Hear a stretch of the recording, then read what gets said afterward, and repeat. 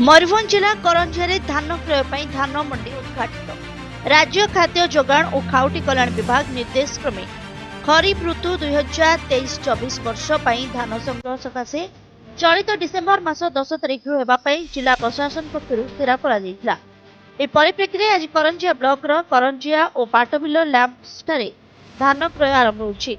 आज करंजिया लैंप्स पक्षर केरकेरा ठारे चलित वर्ष धान किणा धान मंडी को मुख्य अतिथि भाव पांचपुर उपजिलापाल प्रेमांशु चांद, करंजिया कृषि जिला अधिकारी रामचंद्र नायक, उप निबंधक समवाय समूह ज्ञानरंजन महांती और निहार मिश्र, एससीएसओ हिमांशु शेखर दत्त, करंजिया लैंप सभापति गिरीश चंद्र नायक, नियंत्रित बजार कमिटी सदस्य गिरिधारी दृष्टि, मुख्य परिचालक प्रदीप कुमार गिरी उपस्थित में उद्घाटन करथिले।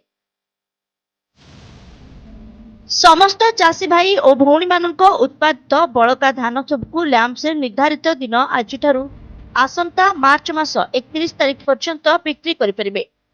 निज उत्पादित धान को भल भाव खरारे सुखाई बाली माटी काठी कुटा और पोला इत्यादि सफा कर विक्रय केन्द्र को आणवे।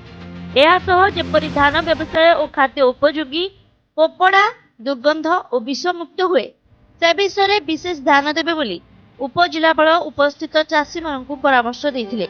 सरकार पक्षरु ग्रेड ए धानर क्रय मूल्य 2203 टंका और एफएक्यू धान 2183 टंका धार्य करा जायछि। चाषी माने विक्रय केन्द्र को सकाळ 8 टारू अपराह्न 1 पर्यंत आइतरिबे।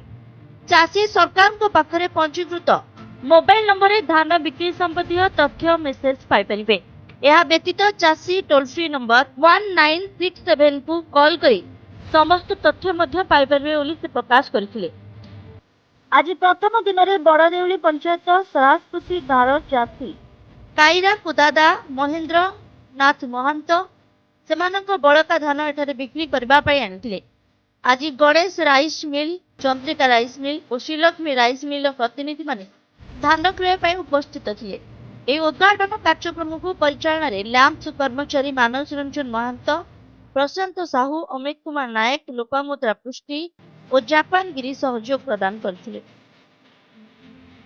रेट आसी 18,100 क्विंटाल प्रथम क्षीर देइछंती हमको किणवा पई। ए 18,100 क्विंटाल किଣି सारला परे पुणी आम कृषि जोगाण विभाग को टार्गेट कहबू कहले से पुनः टार्गेट देवे पुणी धान किणा चलिए। आम सब डिविजन में आज धान किणिया प्रक्रिया आरंभ करागला। सबू चाषी भाई मानक आज आम केरकेराटे आम ये आरंभ करूँ।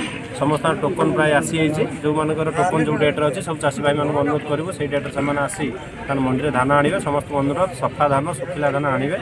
आउ जमी समस्ते सब ए वर्ष गला वर्ष पर ए वर्ष जपरी भल भाव में धान क्रय कर चाषी मैंने उचित सहायक मूल्य पाइपर से समस्त सहयोग कामना कर।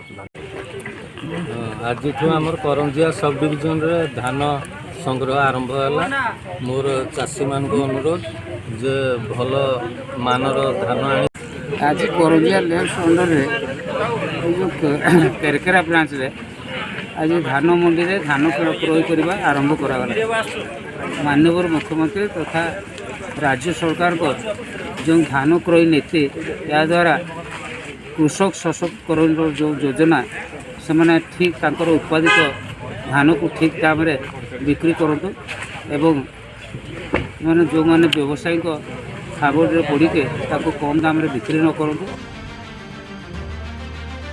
मयूरभंज जिला Karanjia Divyendu Shekhar report, ASPN news.